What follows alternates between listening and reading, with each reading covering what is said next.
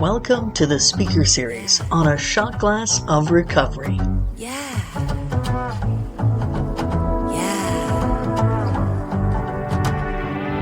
You get a house, you get a car, then you start thinking that's all you are, but you don't know the truth. So let me spell it out for you. Now I got your attention, now there's a start. Now sit and listen to my favorite part. Life's been giving us some clues. The answer lies inside of your. Welcome to the speaker series on a shot glass of recovery. Hi, I'm your host, Lisa M. Thanks for joining me again. Just a quick reminder to subscribe, like, or follow if you like the show on any of your favorite listening platforms. If you like the speakers and other content on the podcast, please show us some love by leaving a review and consider making a PayPal contribution to help keep the show going at paypal.me/a shot glass of recovery. Every dollar makes a difference, and we thank you. Our speakers come from my AA home group, AA Solution Seekers. We meet every day at 7 a.m., so pop in sometime and say hello. Until then, here is more experience, strength, and hope from one of our guests' lips to your speakers. Thank you so much. So I'm Ashley, and I'm an alcoholic.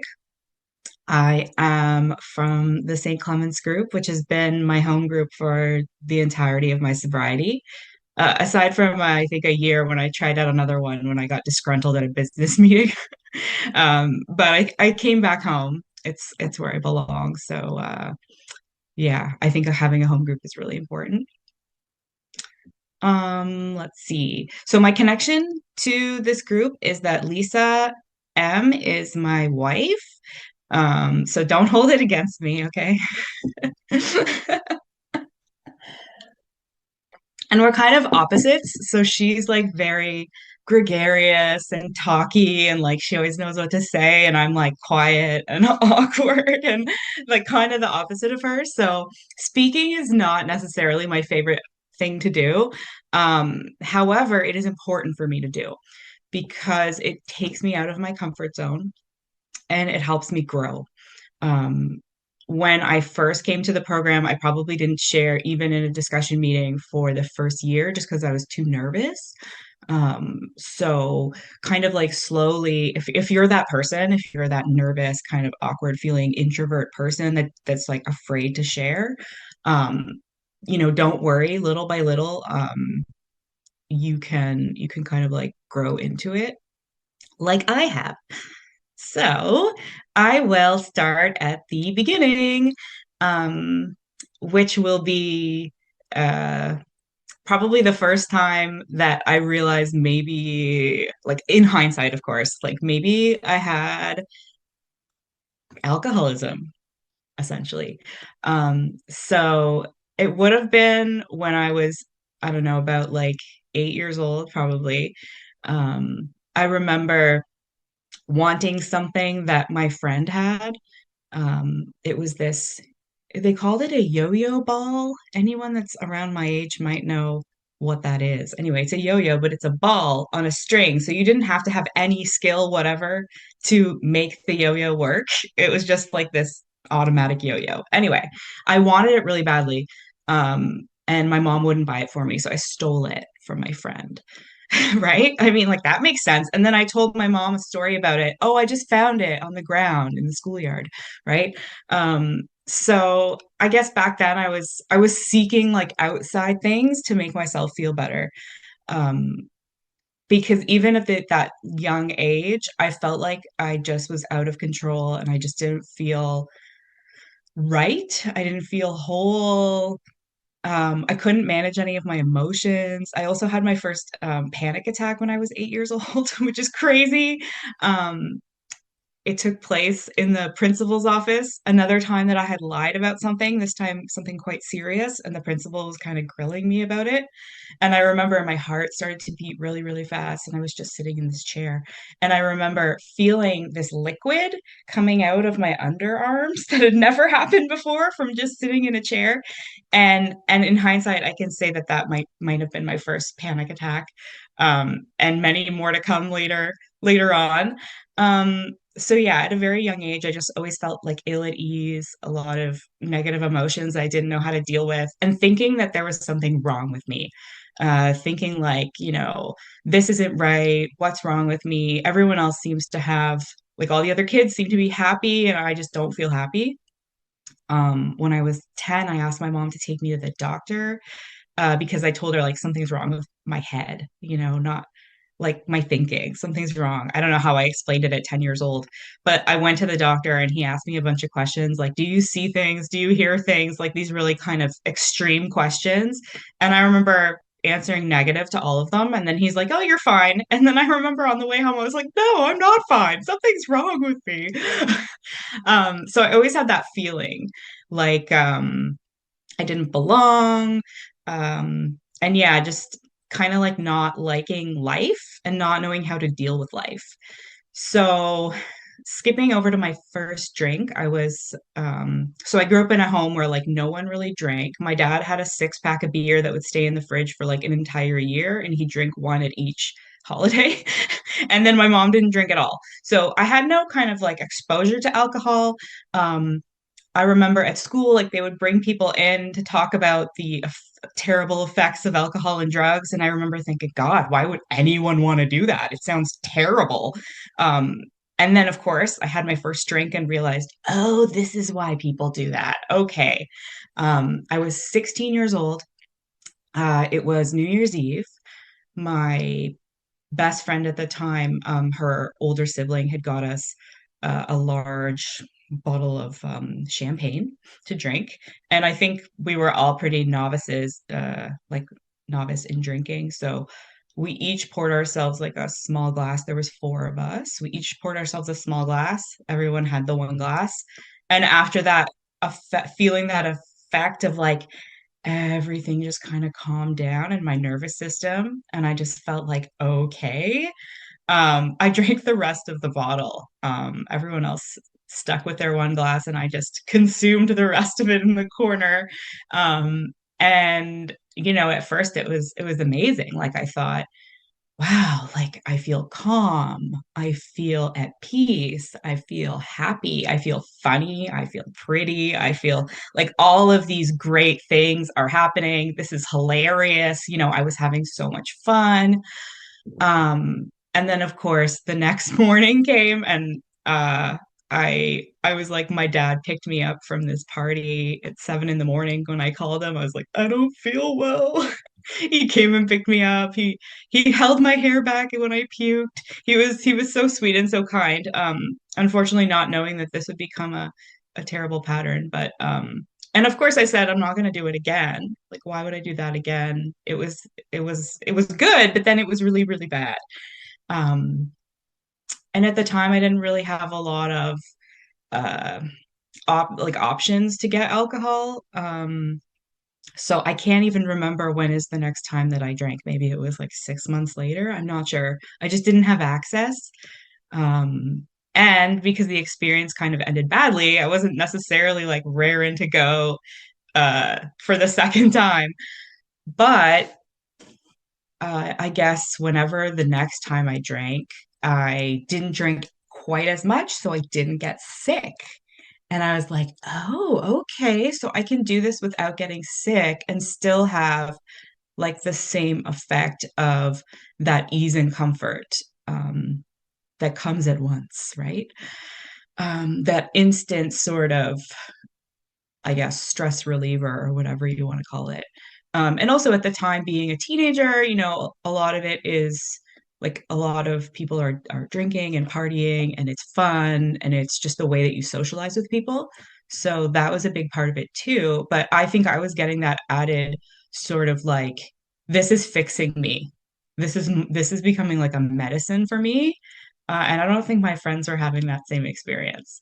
Um, so yeah, it was interesting. By the time I was, I want to say 19, so this is like 3 years after my first drink. Um, I had a friend and he approached me and he said, like I think you might be an alcoholic. And I was like, that's ridiculous. I was like, I'm not an alcoholic, thinking that an alcoholic is like a homeless person with a brown paper bag under a bridge. That's what I kind of had in my mind of as an alcoholic. And that's certainly not where I was. However, he could tell that I was drinking differently than the rest of my peers. Um, so when I started to drink, I had a lot of trouble stopping and controlling it. So like that second time I drank and I drank less so I didn't get sick, well, that was becoming difficult to kind of control. So a lot of times I would still get sick because I just didn't kind of like know when to stop, slash didn't want to stop, slash couldn't stop. Um yeah, and then it started becoming this obsession in my mind when I wasn't drinking of like, when am I going to drink? And how am I going to get it? And how much should I get? And just, kind of being consumed by thoughts of drinking and not being able to not think about it. I remember that being so torturous. Like, I just wanted to not think about it, and I just couldn't stop thinking about it. Um, so yeah, probably around that time, 19-ish, I was drinking on like a Thursday, a Friday, a Saturday. 19 is the age of whatever, the age you can drink in Canada. So by that time I could buy it and do whatever I wanted and go out to bars and everything. So that's what I was doing, partying hard, having lots of fun, but also the negative consequences started to pop up in my life. So I was, maybe doing things that I wouldn't normally do if I was sober. For example, like going home with people that I didn't really know, or getting into cars with people I didn't know. Um, I broke into someone's house once because, just wanted to with my friends. But, like I would never have done any of those things if I was sober, because I would have said, oh, that sounds like a bad idea. But yeah, I made a lot of pretty shitty decisions while drinking. I ended up losing a lot of my friends at the time, because they were not behaving in that way. I was behaving like really reckless, and they were trying to get into university and like, or in their first year of university and trying to get good grades. And I was just like, kind of being crazy. And to this day, I have unfortunately not been able to like mend those relationships, because I think I must have said a lot of bad things to them and done a lot of bad things to them, most of which I don't remember because I would have been in a blackout. So that was another part of my drinking as well, is that at some point in the evening or day, I would sort of like lose time and not fully be able to remember. Wait, like all of a sudden I'd kind of come to and I'd be like, how did I get here? The worst was like I'd be driving. So obviously I drove drunk too. I'd be driving and all of a sudden I'd come to and I'd be in the car on a street and I'd be like, oh my God, where am I? Like, which way am I even traveling? It was scary, but not scary enough for me to stop, Like, so these like things would happen and I'd be like, oh, that's really scary. But then the next day when I got that craving again, I'd be like, no, it was fine. It wasn't that bad. I would kind of like minimize it, like it's not a problem. Everybody, I'm just a, college aged kid. I use that as an excuse a lot. Like, oh, everybody does this. Everybody parties. Everybody drinks who's that age. So that kind of kept me, I guess, in it for like maybe a little longer. I don't know. Things escalated quite quickly from the time that I turned 19 to the time that I came into the program, which was when I was 21. So I only drank and did other substances for 5 years, but it took me down super quickly. And I ended up in psych wards a few times, um, different lengths of stay. Um, so that was interesting. Yeah, it's like I just completely, I had to drop out of school. I couldn't work. I didn't get out of bed a lot of the days, or if I did, it was like 4 p.m. and then I would go drink and then I would come back home. And at this time, I was still living with my parents, and they didn't know what to do. They were just like, oh my God, like, what do we do with this child? Um, who wasn't even a child anymore, but was certainly acting like a child. They had contemplated like kicking me out. They said, listen, if you don't stop this, we're going to have to kick you out. Um, and I remember thinking like, well, okay, I can't stop. Like I kind of knew that. I don't think I can stop. Like, how am I going to stop?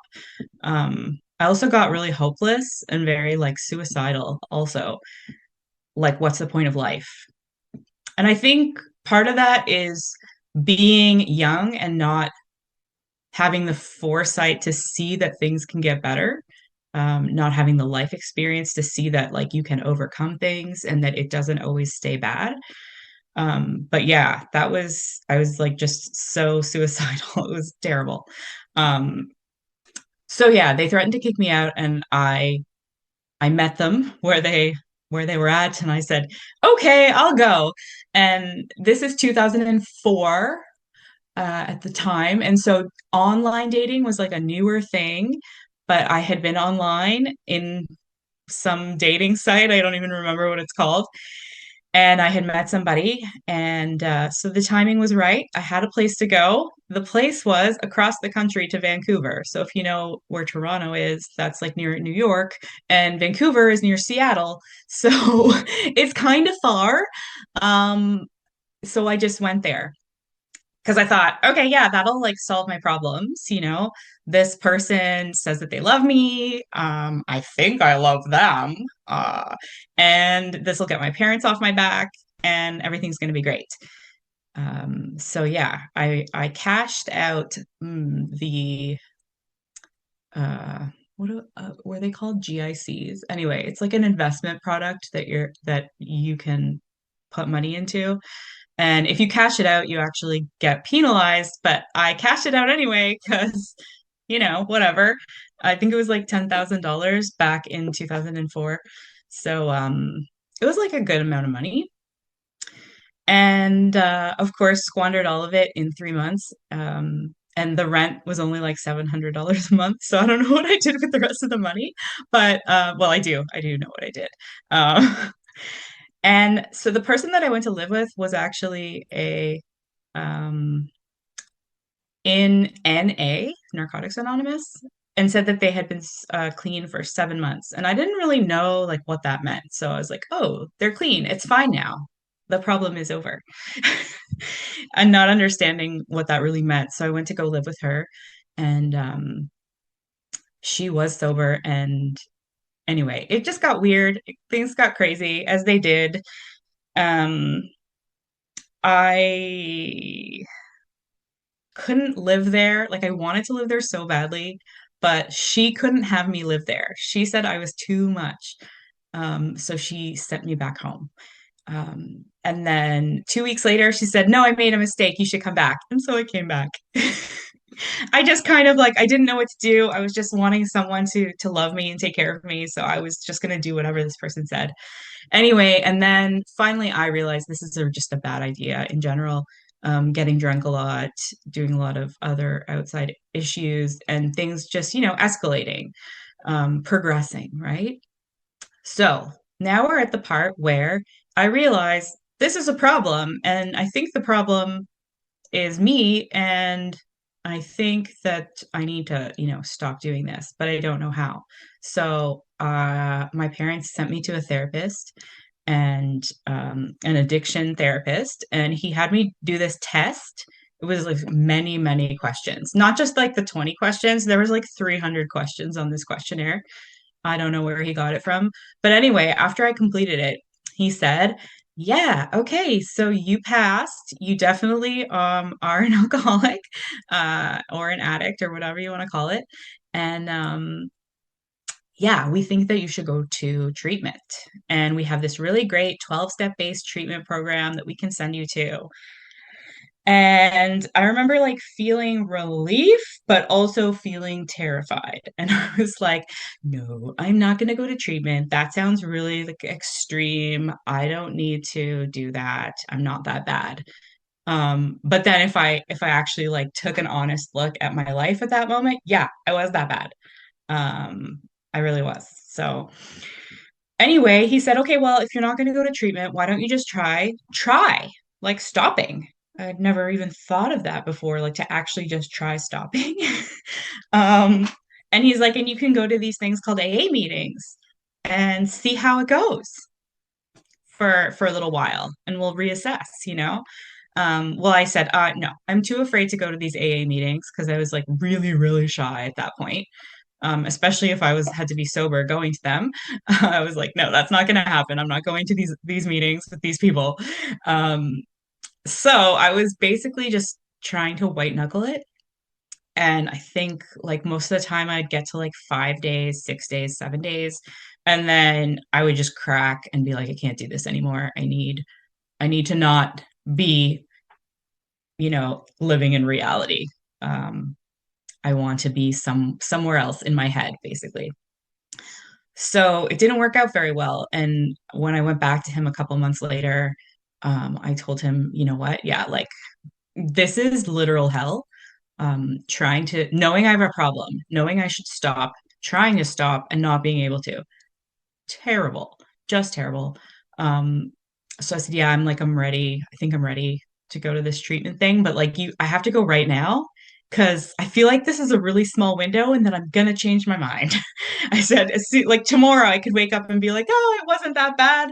Um, so I was really worried that I'd change my mind, and I knew that I was kind of like at that point where this could be a real like life or death situation for me. Um, and it could go one of two ways. And I guess I had enough hope in that moment to say, like, I don't actually want to die. Maybe I want to try to live. Maybe I want to see if I can do this. Um, so yeah, so I went to this treatment center. It was only like 21, no, 30 days. And it was all AA pretty much. Except for like one therapy group, but the rest of it, we read the big book, we read the 12 and 12. And so I got really used to the idea of, I guess, like all the steps and stuff. We did step one when we were there, and we kind of like did a little bit of step two, trying to kind of find a higher power of our own understanding. And yeah, I remember the first like week in there, I didn't really open up, and I was really like, I used to wear a hoodie all the time with the hood like as far over as possible so that I was like hiding from the world. So the first week I kept the hood up, and then I don't know, I just cracked. I kind of like had this breakdown moment where they ended up having to put me on a 24-hour watch because they weren't sure what I was going to do. But I ended up after that taking the hood off. And that was kind of like my moment of surrender, my moment of, change, my moment of, okay, I'm going to try to do this, let's try it. What the worst that can happen is it doesn't work and I'm like right back where I ended up or where I started. So what's the harm? Why don't I give it a shot? So that's what I did. And I kind of just tried to listen to what everyone was saying because obviously I knew nothing. I still didn't understand how it was going to work for me. Still wasn't sure if it was going to work for me, but I listened to what they said. And the things that they said were when you get home, find a home group. Okay, sure. When you find the home group, find a sponsor at that home group. Okay. When you get your home group and your sponsor, start doing service. Okay. Go to a meeting every day. Well, especially if you're not working or going to school, you can certainly get to a meeting every day. That shouldn't be a problem for you. And sometimes you can go to more than one if you want, if you're having a bad day or if you're looking for something to do. And at the time in Toronto, and there still are, there's like morning meetings at 7, and there's the like noon meetings, and then kind of like evening meetings. Um, Online, I don't know if that was a thing at that point. If it was, that wasn't on my radar. But anyway, so yeah, I wouldn't go to the morning ones because spoiler, I'm not a morning person. But I would go to the nooners, and I'd go to the to the night times. So that was great. It was a good kind of like way to schedule my day. I was still a hot mess. I called my sponsor once or twice a day because I just never knew.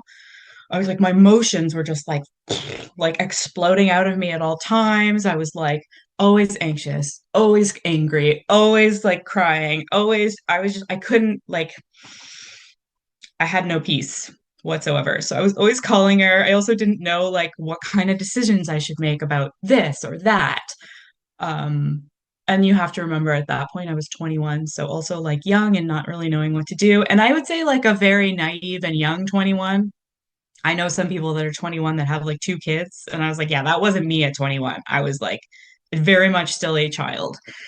Um, so yeah, I followed suggestions and that was really helpful for me. And even though at the beginning I felt like I didn't get it and I felt like I wasn't really making that much progress, obviously I was staying sober. So that in itself is a lot of progress. But I just felt like I don't know, I'm not getting it. Everybody seems like they're talking this language that I don't understand, and I don't know what's going on. But I kind of kept just putting one foot in front of the other, one day at a time, and I kept listening to the people in the rooms, and I kept taking the suggestions because I was really willing at that point. I was desperate. I knew that if I went back, that it wasn't going to be good. Nothing good would come if I drank again, you know? So I was like, I got to figure out how to do this life thing, basically, is what it was. So yeah. So I stayed sober for um, 4 months, and then I drank for like one time. Um, because I told someone that I liked them, and then they said, no, I'm sorry, I don't like you. And I got very sad. And I wasn't planning to drink when that happened, to be honest. I was just really like emotional about it and really upset. But and it's kind of like this funny story that everyone at my home group laughs at, only because I made it through and I'm sober now and everything's okay. But I was at the home group that night after the rejection, and I was on the kitchen duty, making coffee, etc., etc. And I go into the fridge to get the cream and the milk for the coffee. And lo and behold, that's never happened before, and it hasn't happened since, but there was a bottle of communion wine in the fridge from the church. And I was like, oh no, this couldn't be this is the worst time for this to happen, because I was so like in such a terrible emotional place that and I still didn't know how to kind of deal with emotions. So I was like, okay, yep, this is a sign. I'm gonna drink.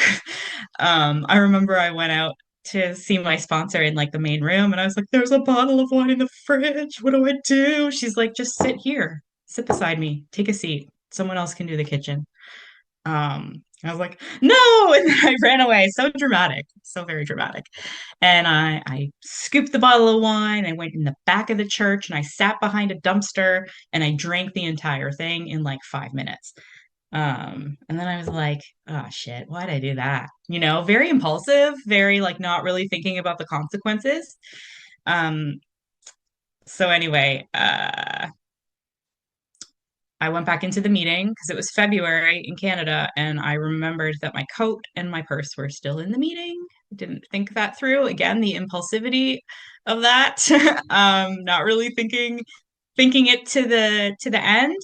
And so I had to go back in the meeting, which was amazing because then I got to pick up my desire chip. I got a lot of support, and I realized drinking is not the answer to my problems, because I have my problem still, and now I'm drunk, which is another problem. So it's like it just amplified the problem even worse.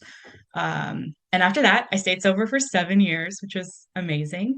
Um, I I did everything that was asked of me But I think the one thing that I didn't really do to the best of my ability or to the extent that I needed to do was foster a relationship with my higher power. I kind of had a very superficial relationship. Um, and I didn't really utilize the strength or the guidance. And I didn't consciously connect very often. And so that was one part of my sobriety that was not strong. And the thing that I realize now and that I know now is that that is the cornerstone of my sobriety. Like it needs to be the number one thing, because that is what keeps me sane. That is what keeps me sober. That is what keeps me, I guess, like on track. So when I got divorced 5 years later, after my first 5 years of sobriety, and things kind of went sideways and I didn't know what to do, I started thinking about drinking. I stopped going to meetings. Um, and I thought, maybe drinking will solve my problem. Or it wasn't even that. It was kind of more like I got into that hopeless, I don't care, apathy kind of feeling again, um, where I was like, "Ugh, it doesn't matter anyway. Like, I'll probably never find someone, another partner again. So who cares? You know, making excuses for why it would be okay to pick up a drink. So I obsessed about that for like 2 years. It was terrible. I had a very bad 2 years. I stayed sober, but I was like not sober emotionally, not sober mentally, not sober spiritually. And eventually I did drink again for one day and realizing, oh shit, that was a bad idea. Like, why did I do that? Why did I think what would possess me to think that that was going to help? Um, it's almost like I just had this romanticized view of alcohol, that it was somehow going to solve all my problems and fix whatever was going on inside of me. But yeah, like no, that's not how it works. So after that one day, um, I guess I had kind of like a I don't know a reckoning of sort of like, yeah, I can see what was going wrong in my sobriety in the last 7 years. And it was the higher power thing. Because everything else I was doing, like I did steps, I did multiple sets of steps. But of course, like not really doing the higher power part is kind of really important. Um, so how can you really do your steps if you're not connecting to a higher power? Like it's hard. It's not complete. It's not the way that it's supposed to be. So now it's been 11 years.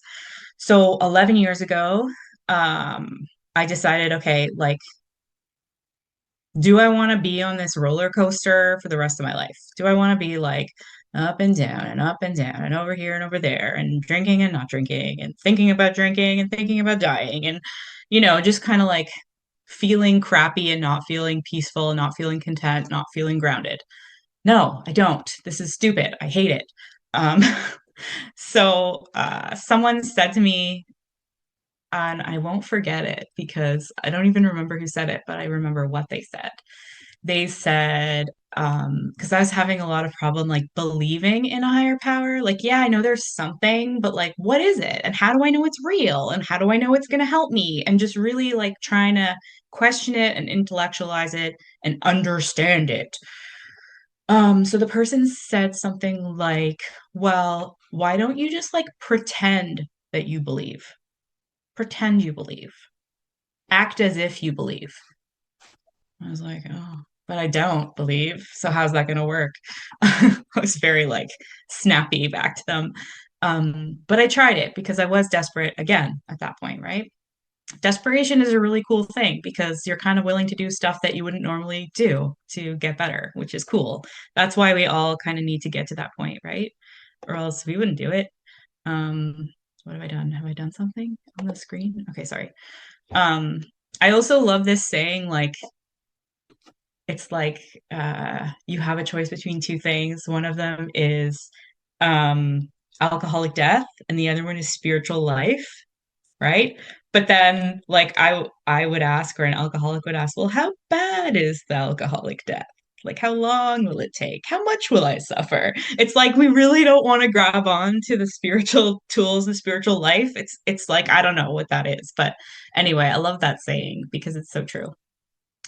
So yeah, 11 years ago, I started to try to foster a better relationship with a higher power. And for me, I guess my higher power is kind of like I know that there's something that like oversees the universe or something. So I kind of call it creator of the universe or something like that. On another day, it might be like Mother Nature, but it's kind of like that overseeing power for me anyway. And I don't know, I just feel like it just lives within like inside of me, you know? Like before I kind of thought it was like this outside thing, but I realize it's actually inside of me, which is really cool. And so I can access it kind of anytime I need it because it's always there, right? It's kind of like in my heart, as kind of cheesy as that sounds. Um, but that's the thing, like I needed to go to that cheesy, unbelievable place in order to get better. Um, yeah, so I had to kind of throw away all those um the old ideas, all the prejudices, I guess, about religion or God or thinking like it sounded stupid and unbelievable. I had to get rid of that because yeah, that's like the only way that I could really get real peace, get real contentment, get I guess emotional sobriety. And the last 4 years have been really, really good. Um, which I never thought would happen. And by really, really good, what do I mean by that? I guess a sense of peace that I never thought I would have. Not all the time. Like this morning, I woke up and my heart was beating so fast because I was like, "Oh God, I have to speak. Oh my God, I'm so nervous." Um, but a general feeling of peace, like kind of knowing that everything's just going to be okay. Which I did not have that before. I thought that nothing was going to be okay. I thought everything was going to be terrible all the time. Um, so kind of, I guess, knowing that everything's going to work itself out, even if it doesn't work out the way I want it. Like, even if, my mom is dying, which my mom is dying, it's not great. But I know that I can handle it, I guess, is what I want to say. Handle it without drinking, handle it without being a dick, handle it without, I don't know, going to other vices. Yeah, yeah. So yeah. So yeah, I'll just keep saying yeah, yeah, yeah. I sobriety has been like such a gift. I've been able to do things that I never thought I could do, like going back to school, getting jobs, keeping jobs, moving up in jobs, which is great. I think also just the feeling that I have about myself and the way that I think about myself. I used to think I was terrible, a bad person, shitty person, really bad self-esteem, really thought I was stupid, terrible, all that kind of stuff. Talk to myself like I would never say those things to anyone else, but I was talking to myself like that.